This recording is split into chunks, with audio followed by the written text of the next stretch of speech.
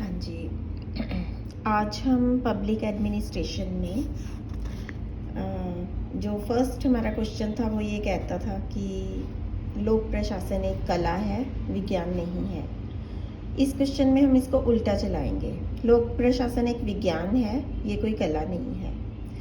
क्योंकि कुछ विद्वान जैसे कि फिफ्नर, साइमन, टेलर वो ये मानते हैं कि लोक प्रशासन एक साइंस ही है, क्योंकि साइंस में क्रमबद्ध ज्ञान होता है। देखो फर्स्ट पॉइंट है कि साइंस का मतलब सिस्टेमेटिक, क्रमबद्ध ज्ञान होता है। तो लोक प्रशासन में भी एक क्रमबद्ध ज्ञान है और इसलिए लोक प्रशासन को विज्ञान मानने में कोई आपत्ति नहीं होनी चाहिए। सेकंड पॉइंट में कहा गया है लोक प्रशासन के भी अपने सिद्धांत हैं, यानी कि जैसे लोक प्रशासन होता है उसमें कुछ सिद्धांत इतने ज़्यादा पॉपुलर हुए कि उन्हें हर जगह लागू किया गया।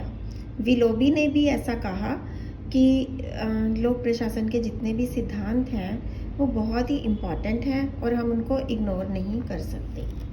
नेक्स्ट है विशेषीकरण का सिद्धांत, इसको हम छोड़ देते हैं। उसके बाद हम नेक्स्ट ये वाला सिद्धांत लेते हैं, पद सोपान का, यानी हायरार्की का सिद्धांत। ये देखो आपको हर जगह मिलेगा, तो फिर इसका मतलब लोक प्रशासन एक साइंस है। पद सोपान का मतलब होता है जैसे अगर आप नीचे 5 माचिस रखो, उसके ऊपर आप 3 रख पाओगे, उसके ऊपर आप 2, फिर उसके ऊपर 1।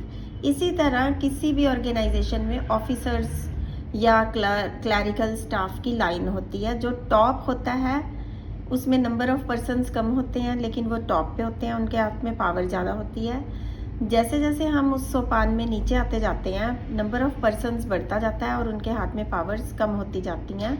और सबसे लास्ट वाली जो लाइन होती है उनके हाथ में पावर्स कम होती हैं, लेकिन उनकी लाइन बहुत बड़ी होती है। इसका मतलब पद सोपान का सिद्धांत ये कहता है कि हमें विभाग में कंट्रोल बनाए रखने के लिए शीर्ष पर कम लोगों को रखना होगा जो कि बाकी लोगों के ऊपर कंट्रोल करें, और इसे पद सोपान का सिद्धांत कहते हैं और ये आपको हर ऑर्गेनाइजेशन में मिलेगा। सेकंड जो पॉइंट है वो है हमारा नियंत्रण का क्षेत्र। इसका मतलब है कि जो एक उच्च अधिकारी होता है वो अपने निम्न अधिकारी या कर्मचारियों के लिए जो नियंत्रण करता है उसके ऊपर काफ़ी ज़्यादा सफलता उसकी एजुकेशन के ऊपर डिपेंड करती है कि उसने कितना मैनेजमेंट, कितना स्किल है उसके अंदर कि वो लोगों को कंट्रोल कर सके और डराए धमकाए भी ना। तो ये होता है नियंत्रण का क्षेत्र। फिर है आदेश की एकता। इसका मतलब ये है कर्मचारियों को एक अधिकारी की आज्ञा का पालन करना चाहिए। अगर वो ज़्यादा अधिकारियों की आज्ञाओं का पालन करेगा तो वो दुविधा में हो जाएगा कि वो किसकी आज्ञा माने और किसकी ना माने। इसलिए भी पद सोपान का सिद्धांत हर जगह एप्लीकेबल है। तो जब हमने ऐसा सिद्धांत पढ़ा पब्लिक एडमिनिस्ट्रेशन में जो हर जगह यूज़फुल है, तो इसको विज्ञान मानना भी जरूरी है। नेक्स्ट है विज्ञान में हम एक्सपेरिमेंट करते हैं, इसी तरह लोक प्रशासन में भी हम एक्सपेरिमेंट करते हैं। कुछ एक्सपेरिमेंट्स इतने पॉपुलर हो जाते हैं कि वो फिर हर जगह अपनाए जाते हैं, जैसे पद सोपान का सिद्धांत।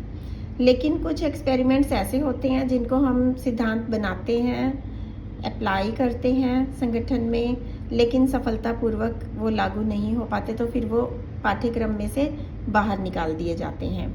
तो जो कानून और जो नीतियाँ सफलता से लाभदायक तरीके से लागू हो जाएं, उन्हें फिर आगे जगह जगह सभी लोग अप्लाई करते हैं। इसका मतलब जब प्रयोगों द्वारा संभव होते हैं सिद्धांत, कि कौन सा सिद्धांत लोक प्रशासन में रहेगा, कौन सा नहीं रहेगा, जब ये बात प्रयोग द्वारा संभव होती है तो फिर ये एक विज्ञान ही माना जाना चाहिए। नेक्स्ट इसमें है शिक्षा और प्रशिक्षण। आपको पता है पब्लिक एडमिनिस्ट्रेशन, अब जैसे MBA का कोर्स है कितना फेमस है, तो MBA क्या है? MBA भी एक प्रशासन की ट्रेनिंग है कि कैसे आप दूसरे लोगों को कंट्रोल करोगे। अगर आप मैनेजर बन गए, कैसे उनसे मैक्सिमम प्रॉफिट निकलवाओगे। तो ये लोक प्रशासन में बनाया हुआ एक ऐसा सिद्धांत है जिसमें हम ऐसे ही नहीं किसी को प्रशासन के लिए रख सकते, हमें उसको ट्रेनिंग देनी पड़ती है। वो ट्रेनिंग फॉर्मल होती है, उसके एग्जाम्स भी होते हैं। तो इसका मतलब ये विज्ञान है। ठीक है। तो इस तरह से ये क्वेश्चन बस इतने पॉइंट्स में समाप्त हो जाएगा कि लोक प्रशासन एक विज्ञान भी है। अब हम नेक्स्ट क्वेश्चन नंबर 3 कर रहे हैं। क्षेत्र, लोक प्रशासन का क्षेत्र क्या है? लोक प्रशासन के स्टडी करने के बारे में सब विद्वान एक ही मत पे नहीं रुकते हैं। कई कहते हैं कि हमारी सरकारों ने लोगों का फ़ायदा करना शुरू किया, वेलफेयर करना शुरू किया, फ्री की बहुत स्कीम्स हैं जनता के लिए, इसलिए लोक प्रशासन का क्षेत्र बहुत बढ़ चुका है। ठीक है, विलोबी की डेफिनेशन करेंगे, उसके बाद जितना मैंने मार्क किया उतना ही करना है। विलोबी अपने व्यापक अर्थ में लोक प्रशासन उस काम का प्रतीक है जो कि सरकारी कार्यों में वास्तविक संपादन से संबंध रखता है, चाहे वो सरकार की किसी भी शाखा से संबंधित क्यों ना हो। अपने संकुचित अर्थ के अंदर केवल प्रशासकीय शाखा की कार्रवाइयों की ओर संकेत करता है। इसका मतलब ये है कि अगर हम लोक प्रशासन का क्षेत्र के बारे में समझना चाहते हैं तो हम ये कहेंगे कि ये सरकार की सभी शाखाओं से संबंध रखता है। ठीक है, और अगर हम इसका संकुचित यानी शॉर्ट मीनिंग देखना चाहें तो ये सरकार की सभी कार्रवाइयों के ऊपर संकेत करता है। अब हमारा जो लोक प्रशासन है उसका क्षेत्र क्या है? पहला है संगठन।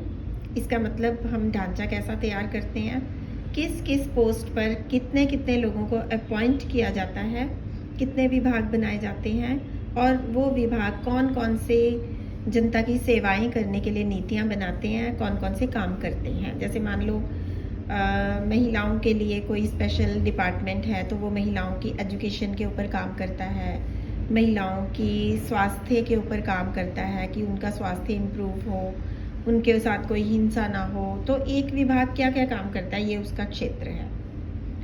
सेकंड है कर्मचारी वर्ग। इसमें वो सारे कर्मचारी आते हैं जो लोक प्रशासन के अंदर काम करते हैं। हमने उन कर्मचारियों की नियुक्तियां कैसे करनी है, प्रमोशंस कैसे देनी है उनको, और उनके साथ मिलकर कौन कौन से काम पूरे करने हैं गवर्नमेंट ने। फाइनेंस मेन चीज़ है। फाइनेंस का मतलब होता है पैसा। पैसा बहुत इंपॉर्टेंट है। कोई भी दुनिया का लोक प्रशासन बिना धन के नहीं चलता। किसी भी नीति को आप बिना पैसों के लागू नहीं कर सकते।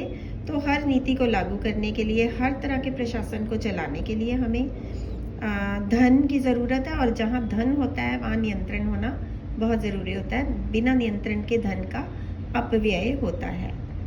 तो लोक प्रशासन का ये भी एक क्षेत्र है कि वो धन जो होता है ना गवर्नमेंट के पास, जो जनता के टैक्स से इकट्ठा किया जाता है, वो कंट्रोल्ड हाथों में हो, वहीं खर्च हो जहाँ डिजर्व किया जाता है। अननेसेसरी एक्सपेंडिचर्स अवॉइड किए जाएं। ये भी लोक प्रशासन का क्षेत्र है। सामग्री, अब जब धन है तो धन से करना क्या है, कुछ साधन क्रिएट करने हैं, कुछ सामग्रियां खरीदनी हैं, कुछ स्रोत क्रिएट करने हैं कर्मचारियों के काम करने के लिए। नेक्स्ट पॉइंट है सामान्य प्रशासन। प्रशासन में कुछ साधन, सामग्री, स्रोत, ये सब सामान्य प्रशासन के अंदर आता है कि आप वो लेते हैं, फिर एक जगह डिसाइड करते हैं, जैसे कि किसी विभाग द्वारा या किसी इकाई द्वारा या किसी निगम द्वारा कोई पर्टिकुलर काम होगा, उसमें कौन कौन सा सामान चाहिए, कितना पैसा चाहिए, कौन कौन सी नीतियाँ बनाई जाएंगी, किन किन लोगों के लिए वो नीतियाँ लागू की जाएंगी। ये सब लोक प्रशासन का क्षेत्र है। तो ये आपको क्षेत्र मैंने सारा करवा दिया। नेक्स्ट क्वेश्चन नंबर 4 है post Corp. Post Corp basically POSTCORP post Corp होता है। पोस्ट कॉर्प में P फॉर, देखो आप इंग्लिश के वर्ड्स के ऊपर जाना। P for planning. प्लानिंग मतलब योजना बनाना। जिन काम को करना है उनकी लिस्ट बनाई जाए, उनको कैसे कैसे कौन कौन सी नीति बनाने के लिए ये काम करनी है। ऑर्गेनाइजेशन, और O फॉर ऑर्गेनाइजेशन, PO हो गया। इसका अर्थ है कि सभी अधिकारियों को एक ढांचे में बिठाया जाए कि किसने किस जगह पर क्या क्या काम करना है, और सब आपस में मिलजुल के समन्वय के साथ काम करेंगे। This is called organisation. तो PO हो गया। नेक्स्ट है पहला आप लेटर जोड़ते जाओ, PO then S for staffing है। इसका मतलब है कर्मचारियों को भर्ती करना, उन्हें अलग अलग विभागों में भेजना, और उनके अंदर एक समन्वय स्थापित करना ताकि वो अपने काम को सही तरीके से कर सके, अपने लक्ष्य को सिद्ध कर सके। Then staffing, okay, staffing is done. Directing का मतलब ये है कि निर्देश देना, ठीक है। तो शासन संबंधी सभी निर्देश दिए जाते हैं, सूचनाएं दी जाती हैं कर्मचारियों को ताकि वो काम कर सके। और नेक्स्ट है कि हम 2 लेटर लेंगे, CO का मतलब है समन्वय करना। काम करते समय हमें अलग अलग विभाग, अलग अलग इकाइयों को आपस में जोड़ के उनके अंदर कोई लड़ाई झगड़ा ना हो, संघर्ष ना हो, सब मिल के काम करें। किस लिए? जिस उद्देश्य के लिए कोई नीति बनाई गई है या कोई विभाग बनाया गया है। लास्ट में आता है रिपोर्टिंग एंड बजटिंग। रिपोर्टिंग का मतलब होता है रिपोर्ट तैयार करना। कर्मचारी अपना काम करते हैं, फिर 1 साल की रिपोर्ट तैयार करते हैं और वो अपने सीनियर को भेज देते हैं।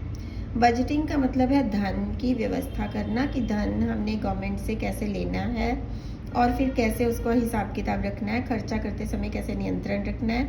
इन सब चीज़ों को बजटिंग बोलते हैं। तो अगर आप इन सब के फर्स्ट लेटर्स मिलाते जाओ, POSTCORB,